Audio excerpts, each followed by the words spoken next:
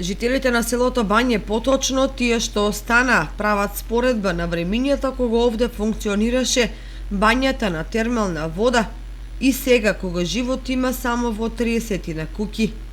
При тоа со носталгија зборуваат за периодот пред 40 години кога селото го доживуваше зенитот на бањскиот туризам со перманентна посетеност од 200 до 400 гости и кога имаше претензии да прерасне во туристички центар. Па бањата беше пун капацитет, у моето детство имаше до 200 луѓе у објекту, можда и толку и мало по куќите. Од цела Македонија.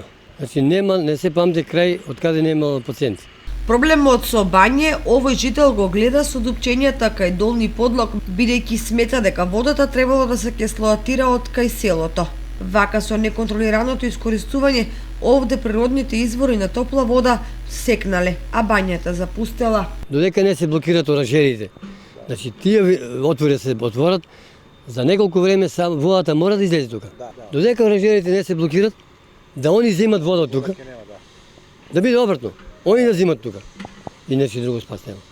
Кога повторно би се активирал овој бански центар, селото за 10 години ќе го врати стариот сјај. Да не пократко, ама у рок од 5 до 10 години Бања ќе врне стариот изглед како што е бил некој пат. Ќе се стопира исцелувањето. Најбитно е да се стопира исцелувањето. Доколку се стопира исцелувањето, за кратко време самите луѓе од секој село една фамилија постанало. Па можда самото време ќе го направи патот.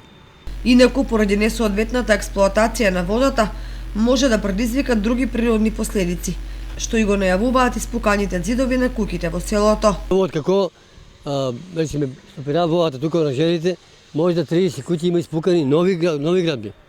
Самото тло повлечува и куќите попуштат. Значи таа куќа е била 50 години пуштила и сега од како сопрува водата повлечува доле, испразни се сами простор, куќите испукаа. Ево нови куќи може да поведете, има катастрофа.